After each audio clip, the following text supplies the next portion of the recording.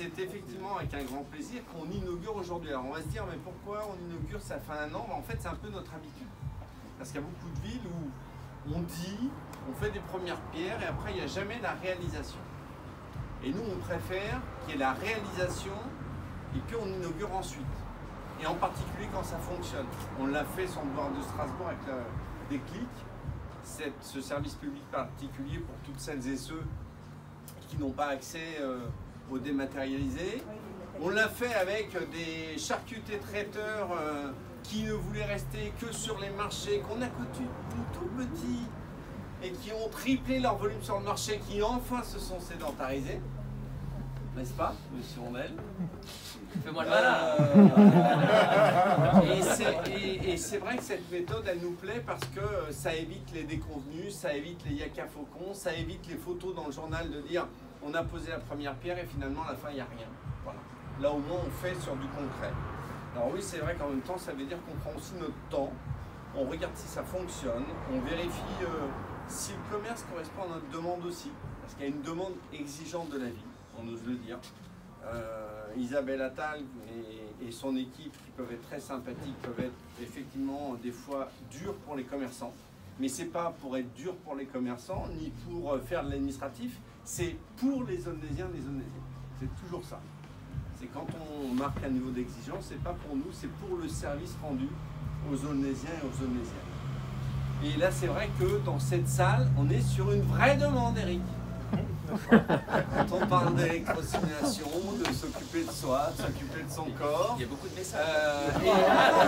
Et parce qu'on arrive, lui et moi on a des cheveux gris, c'est pas, on a peut-être un peu d'embonpoint, on a tout ça, c'est qu'à un moment donné, il faut qu'on pense à notre santé. Et j'ai l'intime conviction que le sport, c'est pas pour être un beau gosse, c'est pas pour se sculpter, c'est simplement pour effectivement la santé.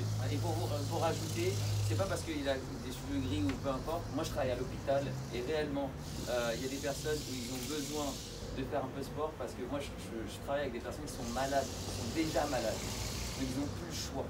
Ici, on a encore le choix et ils sont peut-être tous encore en bonne santé. Et j'ai été encore hier et c'était très dur parce que voilà, on a aussi des cancers, des diabètes. Et moi, j'encourage tout le monde, que ce soit ici ou ailleurs, c'est de faire du sport, vraiment, ou faire une activité physique, pas sportive, mais c'est le sens que je rejoins.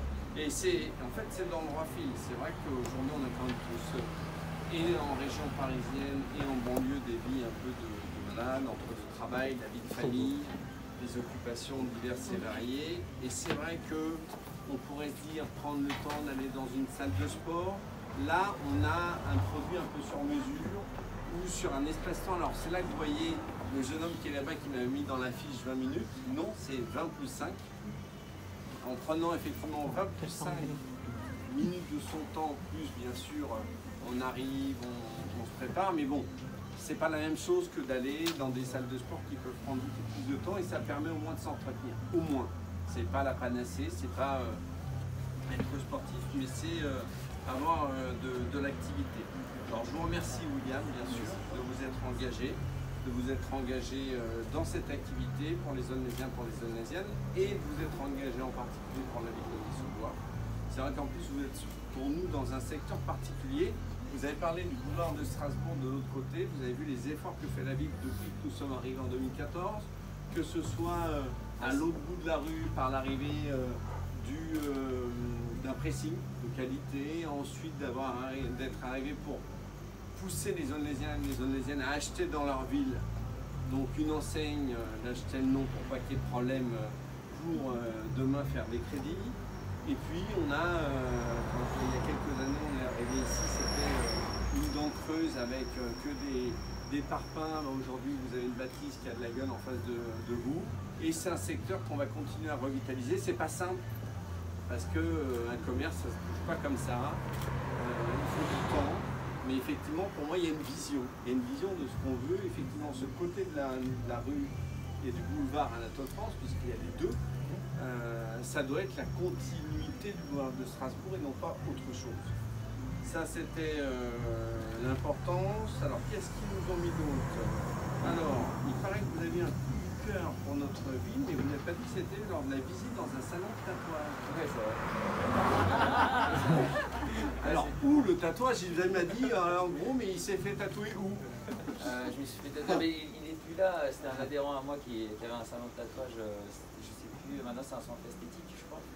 Et oui, c'est grâce à lui où j'ai découvert Aulnay. Et après, j'en ai parlé justement à plein de proches qui habitaient sur Aulnay. J'étais tellement surpris qu'il y avait des terrasses, il y avait des restos. Moi, j'ai travaillé au Glamini depuis 6 ans et ça n'a rien à voir. Et je suis fier, vraiment, je suis fier. Mais j'ai l'impression que c'était difficile parce que trouver déjà des locaux, c'était compliqué.